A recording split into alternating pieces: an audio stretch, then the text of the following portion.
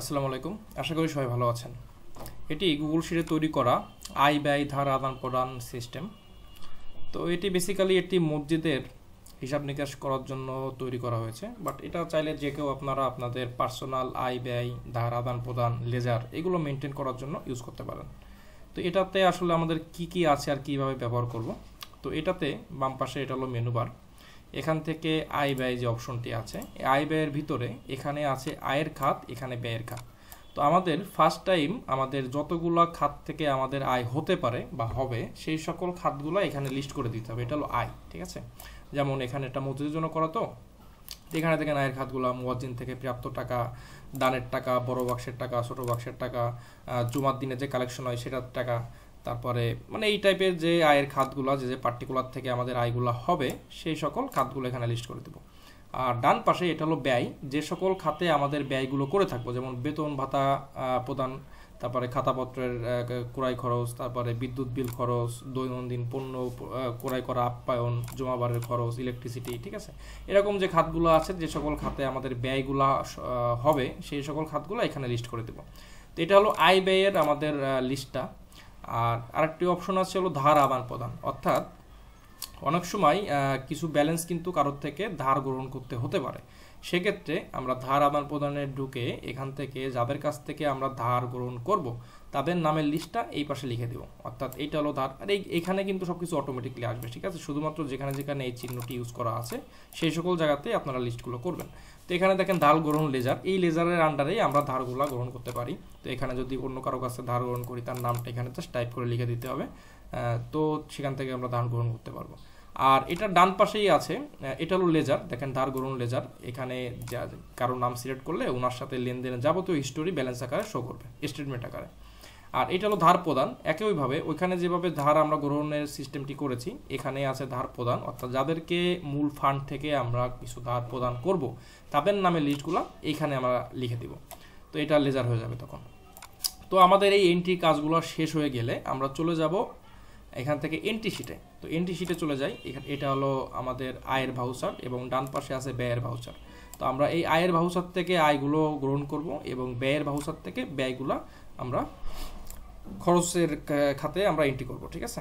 তো এখান থেকে দেখেন ভাউচার নাম্বারটা 1 2 3 এইভাবে পর্যায়ক্রমে যেতে থাকবে, এটা লেখার প্রয়োজন নাই। আপনারা শুধু তারিখটা এন্ট্রি করবেন যে কোন তারিখে আপনি ইনপুটটা দিচ্ছেন।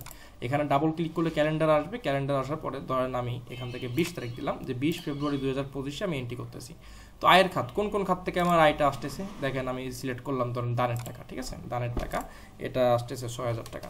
তো এই দানের টাকা বিভিন্ন পার্টিকুলার থেকে আসতে পারে, বা পার্টিকুলার তো মূলত এইটাই, এটা সাব পার্টিকুলার থাকতে পারে, কিছু বিবরণ থাকতে পারে, রসিদ নাম্বার থাকতে পারে, মন্তব্য থাকতে পারে। তো এইগুলো চাইলে আপনারা এখানে টাইপ করে রাখতে পারেন, যেটা আপনার ডাটাবেজে সংরক্ষণ থাকবে। পরবর্তীতে এটা চাইলে আপনি সার্চ করে নিচে থেকে বের করতে পারবেন, ঠিক আছে। তো এখান থেকে আমি দেখেন দানের টাকা 6000 টাকা লিখলাম। তো তারপরে আমি সিলেক্ট করলাম ধরেন এখানে বড় বাক্সের টাকা। তো এই টাকাটা আসছে ধরেন 3000 টাকা, ঠিক আছে, 3000 টাকা আজকের ডেটে। তারপরে ছোট বাক্সের টাকা, ছোট বাক্স খোলা হয়েছে, এখান থেকে টাকা আসছে হলো 1000 টাকা। তারপরে আমি সিলেক্ট করলাম ধরেন এখান থেকে মুয়াজ্জিন থেকে প্রাপ্ত টাকা 2000 টাকা। তো সব মিলে টোটাল অ্যামাউন্ট আসছে দেখেন 12000 টাকা, এবং এখান থেকে সংখ্যাটা কথাই অটোমেটিক রূপান্তরিত হয়ে যাবে, ঠিক আছে। তো এটা হয়ে যাওয়ার পরে এখান থেকে আপনি যদি এটা প্রিন্ট করতে চান, প্রিন্ট করার জন্য এখান থেকে আমি জাস্ট প্রিন্ট অপশন একটা ক্লিক করব। প্রিন্ট বাটনে প্রেস করার সাথে সাথে ইনভয়েসটা সিলেক্ট হয়ে যাবে। সিলেক্ট হয়ে যাওয়ার পরে আপনি এটা যদি প্রিন্ট করতে চান তাহলে কিবোর্ড থেকে কন্ট্রোল পি প্রেস করবেন, এখান থেকে কারেন্ট শিটকে করে দিবেন সিলেক্টেড সেল, এবং এটা পোর্টাল মোডে নিয়ে নিলে এটা একটা পেজের ভিতর চলে আসবে। তখন চাইলে কিন্তু আপনি প্রিন্ট করতে পারবেন, এবং এখানে স্কেল আছে, এখানে ফিট টু পেজ দিলে একটা পেজের ভিতর সেট আপ হয়ে যাবে, তখন আপনি কিন্তু চাইলে এটাকে প্রিন্ট দিতে পারবেন, ঠিক আছে। তো এটা প্রিন্ট দেওয়া হয়ে যাওয়ার পরে আপনি এখন কি করবেন, এটাকে আপনি সেভ করবেন। তো সেভ করার জন্য এখান থেকে জাস্ট আই বাটন এটা প্রেস করে দিলে এই ডাটাগুলো কিন্তু আপনার ডাটাবেজে সংরক্ষিত হয়ে যাবে এবং আপনার ইনভয়েসটা ক্লিয়ার হয়ে যাবে। তো আমি যে যে খাতে টাকাগুলো গ্রহণ করলাম, আমি যদি এখন ড্যাশবোর্ডে যাই, এই যে 12000 টাকা দেখেন আপনার মোট আয়ের ভিতরে চলে আসছে, ঠিক আছে। এবং এখানে দেখেন আপনার অবশিষ্ট ব্যালেন্স, বর্তমানে ব্যালেন্সটাও 12000 টাকা দেখাচ্ছে, ঠিক আছে। এবং আমি যদি এখান থেকে এন্ট্রি শিটে গিয়ে পর্যায়ক্রমে আবার আমি আয় গ্রহণ করি, ঠিক আছে। এখানে তারিখ দিলাম হলো আজকে 21 তারিখে দিলাম। 21 তারিখে আমি এখান থেকে সাবেক কমিটি থেকে প্রাপ্ত টাকার পরিমাণ দিলাম 5000 টাকা।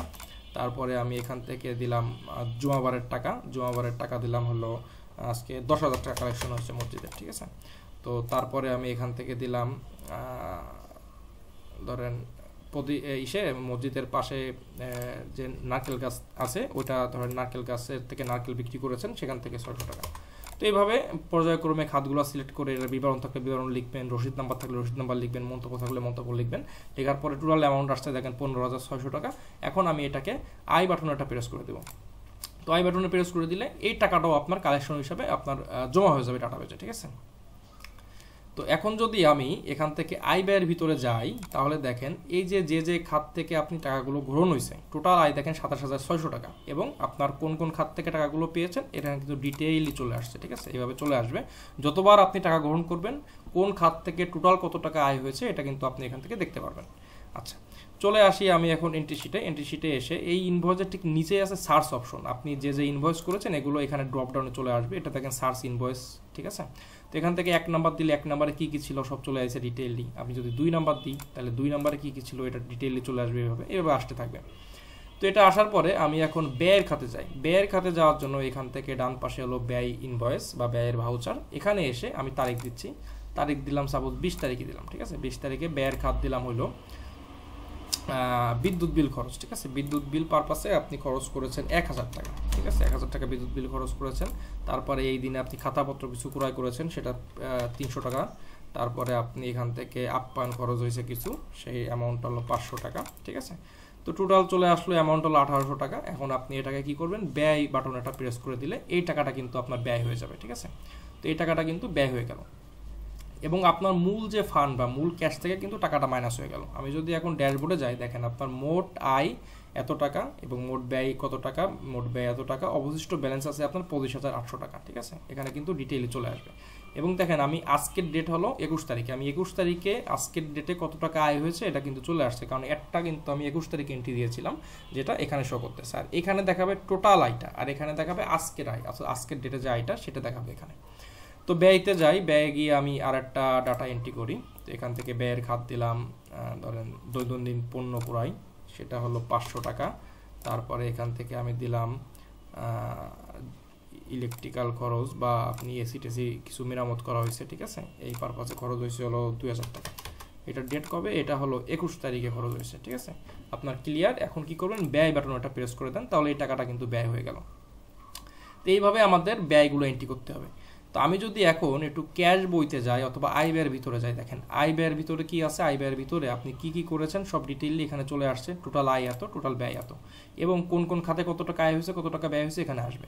এখন আপনার প্রয়োজন হলো আপনি একটা ডেট থেকে ডেট পর্যন্ত আপনি একটা রিপোর্ট বের করতে যাচ্ছেন, ঠিক আছে, যে আয় আপনার কোন তারিখ থেকে কোন তারিখ পর্যন্ত বা নির্দিষ্ট ডেটের আপনি বের করতে যাচ্ছেন। তো এখানে দেখেন শুরুর তারিখ শেষের তারিখের অপশন করে দেওয়া আছে, এখানে ডাবল ক্লিক করে ডেট দিবেন। সাপোজ আপনি 20 তারিখ থেকে 20 তারিখের ডাটা দেখতে যাচ্ছেন, শুধুমাত্র 20 তারিখে আপনার কোন কোন খাত থেকে কত টাকা আয় হয়েছে, 12,000 টাকা আয় হয়েছে, কোন কোন খাত থেকে কি ছিল সব ডিটেইলে চলে আসছে, ঠিক আছে।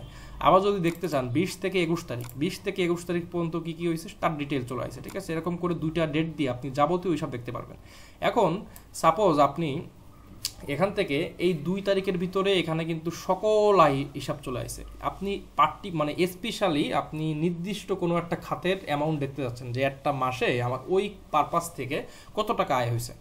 তো আপনি যদি এই ঘরটা ফাঁকা রাখেন, ধরেন এই ঘরটা ফাঁকা, আমি এখানে 2টা ডেট দিলাম, তাহলে 2টা ডেটের ভিতরে যাবতীয় আয়ের তথ্যগুলো চলে আসছে। আর যদি আমি এই ঘরে কোনো একটা নির্দিষ্ট আয়ের খাতকে সিলেক্ট করে দিই, তাহলে শুধুমাত্র ওই 2 ডেটের ভিতরে ওই খাত থেকে কত টাকা আয় হয়েছে, কি বিষয়ে, এগুলো ডিটেইল এখানে চলে আসবে।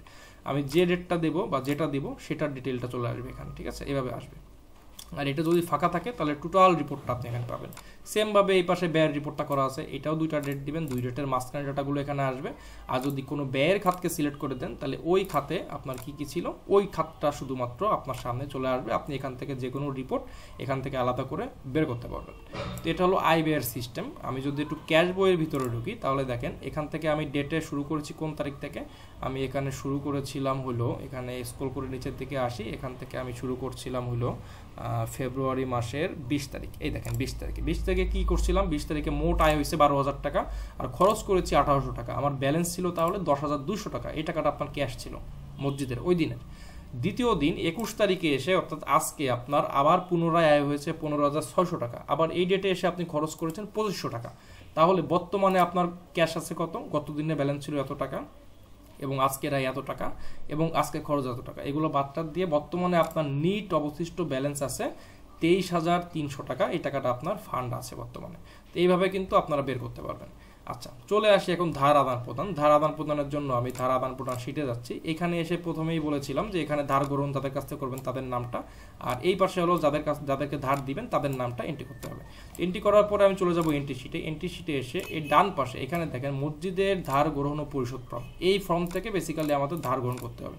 ধরেন আপনার বড় কোনো একটা খরচ করবেন, আপনার ব্যালেন্স আছে এখন 23,300 টাকা, কিন্তু আপনার 50,000 টাকাটা খরচ করতে হবে। এই টাকাটা মসজিদের সভাপতি অথবা অন্য কারো কাছ থেকে আপনি বা অন্য কোনো ফান্ড থেকে আপনি টাকাটা ধার হিসেবে গ্রহণ করলেন, করে আপনার খরচটা আপনি সমাধান করে ফেললেন, করে পরবর্তীতে ওনাকে আস্তে আস্তে টাকাটা পরিশোধ করে দিবেন। তো তার জন্য হলো এই সিস্টেমটা। এখানে তারিখ দিবেন, ডাবল ক্লিক করে ডেটটা দিবেন। ডেটটা কিন্তু অবশ্যই দিতে হবে, ঠিক আছে। এখানে ধার গ্রহণ লেজার, কার কাছ থেকে ধার গ্রহণ করবো ওখানে তো নাম এন্ট্রি করবেন। এখানে ধরেন ধার গ্রহণ 1। তো এখান থেকে মসজিদে কত টাকা গ্রহণ করতেছেন, আপনি ওনার কাছ থেকে 30,000 টাকা বা 10,000 টাকা গ্রহণ করতেছেন। 10,000 টাকা আজকের ডেটে গ্রহণ করলেন। মন্তব্য লেখেন যে কি পারপাসে টাকাটা নিচ্ছেন, ঠিক আছে। আচ্ছা, তো এটা হলো গ্রহণের ঘরে লিখলাম, আর এটা হলো পরিশোধ। যদি পরিশোধ করি তাহলে পরিশোধের ঘরের টাকাটা লিখবো, ঠিক আছে। আমি যেহেতু গ্রহণ করতেছি 10,000 টাকা, আমি গ্রহণের ঘরে লিখলাম। লিখে আমি এখন সেভ বাটনটা প্রেস করে দিলাম, তাহলে ডাটাটা কি সেভ হয়ে গেল। এখন তাহলে কি হলো, আপনার এখান থেকে যদি আপনি ক্যাশ বইতে যাই, দেখেন আপনার 23,300 ছিল, এখন ব্যালেন্স কিন্তু 33,300 টাকা, ঠিক আছে। কারণ আপনার এই ডেটে এসে কিন্তু আপনি টাকাটা গ্রহণ করেছেন, গ্রহণ করার কারণে এই টাকাটা কিন্তু আপনার ব্যালেন্স হিসাবে যোগ হয়ে গেছে, ঠিক আছে। এই যে এই তারিখে 10,000 টাকা আপনি ধার গ্রহণ করেছেন, এই জন্য আপনার বর্তমানে ব্যালেন্স 33,300 টাকা। ড্যাশবোর্ডে যান, ড্যাশবোর্ডে এসে দেখেন আজকের আয় কত, আজকের ব্যয় কত, আজকের ডেটে কয় টাকা ধার গ্রহণ করেছেন, ঠিক আছে। আর এইখানে দেখেন যে মোট ধার গ্রহণ করেছেন হলো আপনি এত টাকায়, যে 10,000 টাকা গ্রহণ করেছেন, এবং মসজিদের দেনা আছে 10,000 টাকা, কারণ এই টাকাটা আপনি এখনো পরিশোধ করেননি, এখানে দেখাচ্ছে। এবং এখানে দেখেন মসজিদের মোট ফান্ড, দেখেন আপনার অবশিষ্ট ব্যালেন্স কিন্তু 33,300 টাকা, কিন্তু আপনার ফান্ড কিন্তু 23,300 টাকা দেখাচ্ছে। কারণ আপনার এই যে 33,300 এর ভিতর থেকে কিন্তু 10,000 টাকা আপনার দেনা রয়েছে, এই দেনাটা তো আপনার টাকা না, তাই না। এই জন্য মসজিদের মূল ফান্ডটাও এখানে আপনি আলাদা করে পেয়ে যাচ্ছেন, যেটা হলো আপনার মূল ফান্ড, ঠিক আছে। এই টাকাটা তো আপনার দেনা, এটা কিন্তু দেনা হিসাবে দেখাচ্ছে। পরবর্তীতে যখন ওই টাকাটা আপনি আবার পরিশোধ করবেন, তখন কিভাবে করবেন, তখন এখানে তারিখ দিবেন, সেমভাবে তারিখ দিয়ে এখান থেকে ওই লেজারটা সিলেক্ট করবেন। লেজার সিলেক্ট করলে ওই লেজারে কত টাকা বকেয়া আছে এখানে দেখিয়ে দিবে।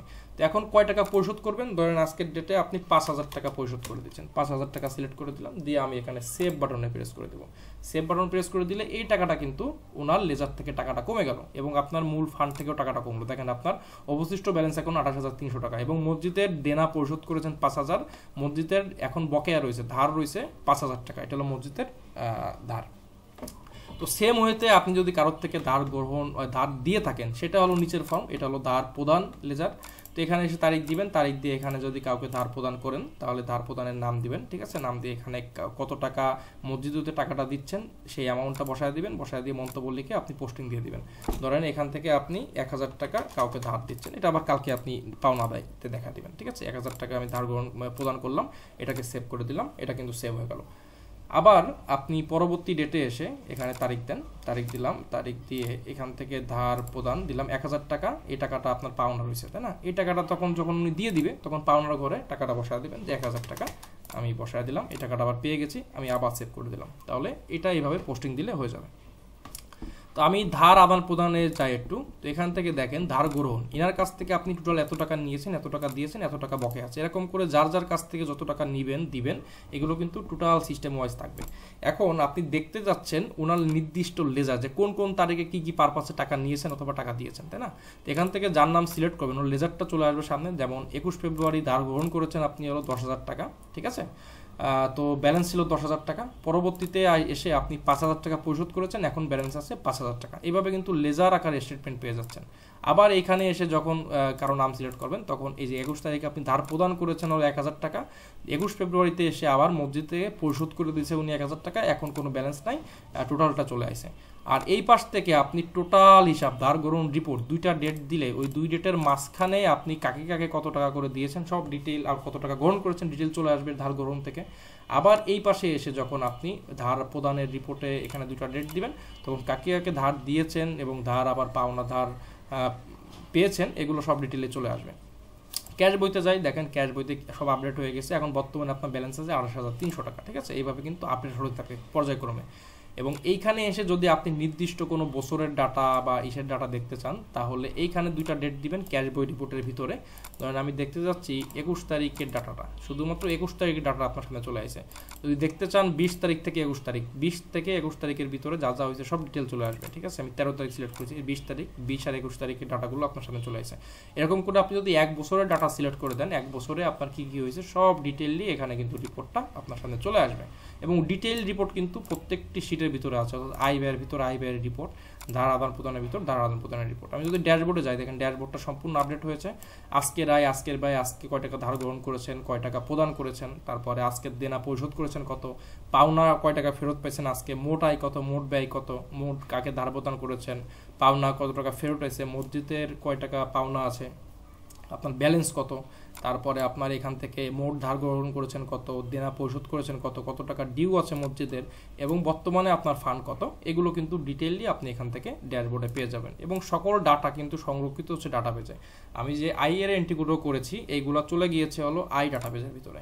তো কোনো এন্ট্রি যদি ভুল হয়ে থাকে, তাহলে ধরেন আপনার 1 নাম্বার ভাউচারের ডাটাগুলো এন্ট্রি ভুল হয়েছে, আপনি এটা ডিলিট করে ফেলতে যাচ্ছেন, তাহলে দেখেন এই যে 1 নম্বরের আন্টারে এই 4টা লাইন আছে, ঠিক আছে। আমি 4টা লাইন সিলেক্ট করব, সিলেক্ট করে একটু ডান দিকে এসে এই পর্যন্ত আমি কিবোর্ড থেকে ডিলিট বাটন প্রেস করে ডিলিট করে দেবো। অবশ্যই কিবোর্ড থেকে ডিলিট বাটন প্রেস করে ডিলিট করবেন।